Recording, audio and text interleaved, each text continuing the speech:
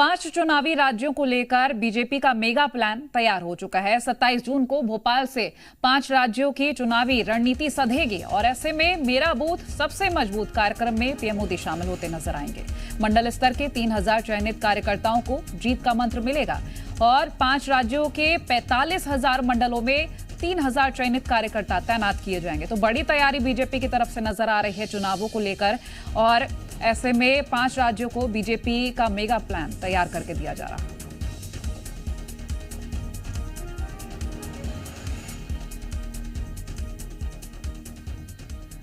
तो बीजेपी का mega plan क्या है, आइए ग्राफिक्स के जरिए समझते हैं।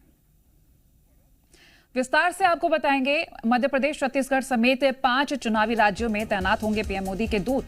27 जून को भोपाल में बीजेपी का मेरा बूथ सबसे मजबूत कार्यक्रम, पीएम मोदी और बीजेपी अध्यक्ष जेपी नड्डा कार्यक्रम में शामिल होंगे। मंडल स्तर के 3000 चयनित कार्यकर्ताओं को पीएम मोदी जीत का मंत्र देंगे। संबोधन के बाद पीएम मोदी से सवाल भी कर सकते हैं चयनित कार्यकर्ता। भोपाल से विधानसभा चुनाव वाले राज्यों में भेजे जाएंगे चयनित कार्यकर्ता। 45,000 मंडलों में 3000 कार्यकर्ताओं की तैनाती की जाएगी और चिन्हित इलाकों में 10-10 दिन सभी चयनित कार्यकर्ता रहेंगे। एक एक कार्यकर्ता को 150 मंडलों की जिम्मेदारी सौंपी गई है। जनता के बीच मोदी सरकार के कामकाज का प्रचार प्रसार करेंगे। विस्तारक के तौर पर भी काम करेंगे बीजेपी के चुने हुए विशेष कार्यकर्ता और इन सभी पर ताजा जानकारी लेंगे। आकाश के पास चल लेते हैं, सीधा लाइव हमारे साथ जुड़े हुए हैं। आकाश, क्या कुछ अपडेट मिल पा रही है? पीएम मोदी आ रहे हैं और एक बड़ी तैयारी दिख रही है चुनावों को लेकर। बिल्कुल, 5 राज्यों में होने वाले विधानसभा चुनाव का चुनावी शंखनाद बीजेपी भोपाल से करने जा रही है। एक बड़ी पार्टी की जो जनसभा होगी उससे प्रधानमंत्री नरेंद्र मोदी संबोधित करेंगे। Mega plan Bharatiya Janata party ने तैयार किया है। बीजेपी के राष्ट्रीय अध्यक्ष जेपी नड्डा भी इस कार्यक्रम में शामिल होंगे। दरअसल बूथ जितना मजबूत होगा उतना पार्टी को फायदा होगा और यही कारण है कि बूथ की मजबूती पर भारतीय जनता पार्टी का फोकस है। मेरा बूथ सबसे मजबूत अभियान को प्रधानमंत्री नरेंद्र मोदी भोपाल में धार देंगे। ये न सिर्फ मध्य प्रदेश के लिए बल्कि जिन 5 राज्यों में चुनाव होने हैं वहां भी यहां से तमाम जो कार्यकर्ता हैं वो बूथ विस्तारक के रूप में पहुंचेंगे।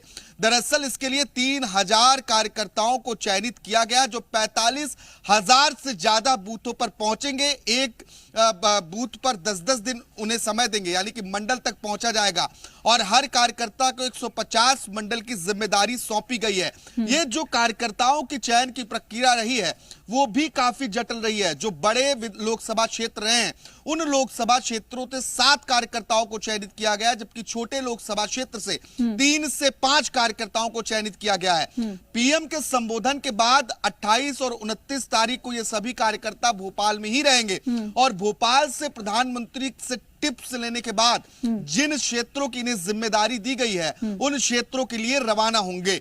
और मध्य प्रदेश में भी एमपी बीजेपी ने देखिए बूथ विस्तारक अभियान 1 और बूथ विस्तारक अभियान 2 चलाया। अब बूथ की मजबूती पर खास तौर पर फोकस रहेगा क्योंकि चुनाव में बहुत ज्यादा वक्त नहीं शेष है। नवंबर तक विधानसभा चुनाव होने हैं, फिर इसके बाद लोकसभा चुनाव की तैयारियां तेज हो जाएंगी। तो ऐसे में बीजेपी का यह मेगा प्लान अहम माना जा रहा है। बूथ कितना मजबूत होता है यह देखना अहम होगा। इन सभी कार्यकर्ताओं को पीएम मोदी जीत का टिप्स देंगे। इसके साथ ही बूथ पर किस तरीके से काम करना है इस बात को भी समझाया जाएगा। फोकस खास तौर पर यह है कि जिन राज्यों में चुनाव हैं जहां पर बीजेपी की सरकार है उन राज्यों की योजनाओं के साथ साथ ही केंद्र सरकार की जो जन कल्याणकारी योजनाएं रही हैं उन योजनाओं को लेकर आम जनता के बीच कार्यकर्ता पहुंचे और योजनाओं के दम पर हितग्राहियों और आम लोगों से वोट की डिमांड करें, क्योंकि योजनाओं को बीजेपी एक बड़ा हथियार मान रही है। एमपी में चाहे वो लाडली बहना योजना हो, लाडली लक्ष्मी योजना हो या फिर केंद्र की नल जल योजना हो, प्रधानमंत्री आवास योजना हो या मुख्यमंत्री तीर्थ दर्शन योजना हो, इन्हीं योजनाओं के दम पर बीजेपी फील्ड में उतरने की तैयारी कर रही है। कमर कसा जा रहा है। अब इसका कितना इंपैक्ट होता है यह देखना अहम होगा। कोमल, बिल्कुल आकाश, अगर हम देखने की कोशिश करें, चूंकि देखिए कांग्रेस भी अपनी तैयारी में जुटी हुई है, बीजेपी भी अपनी तैयारी कर रही है। अगर कांग्रेस की बात करें तो उन सीटों पर ज्यादा फोकस किया जा रहा है जिन सीटों पर हार हासिल हुई थी, उन पर ज्यादा फोकस किया जा रहा है और उन्हीं सीटों पर पहले टिकट वितरण किया जाएगा, ऐसा कुछ प्लानिंग सामने आ रही है। और बीजेपी की तरफ से अगर बात की जाए तो योजनाओं पर ज्यादा फोकस किया जा रहा है, उन्हीं योजनाओं को लेकर जनता के बीच जाने की कोशिश हो रही है। अगर मैं तोड़ की बात करूं, क्या ये सही तोड़ नजर आ रहा है जनता के बीच जाने का? देखिए, निश्चित तौर पर, क्योंकि हितग्राही एक बड़ा फैक्टर साबित हो सकते हैं। लाडली बहना योजना ये चुनावी साल में शिवराज सरकार का मास्टर स्ट्रोक माना जा रहा है। हालांकि इसे काउंटर करने के लिए नारी सम्मान योजना कांग्रेस पार्टी लेकर आई है, लेकिन उसके पहले शिवराज सरकार ने लाडली बहनों के खाते में पैसे डाल दिए हैं और इस राशि को बढ़ाकर 3,000 रुपए तक करने का ऐलान किया गया है, यानी कि आधी आबादी को साधने की पूरी कोशिश की गई है। दूसरी ओर कांग्रेस हारी हुई सीटों पर फोकस कर रही, तो बीजेपी भी इसमें पीछे नहीं है। बीजेपी इसका नाम आकांक्षी सीट दिया है, यानी कि हारी हुई सीटों पर बीजेपी का भी फोकस है, क्योंकि 2018 के चुनाव के परिणाम बीजेपी के अनुकूल नहीं थे।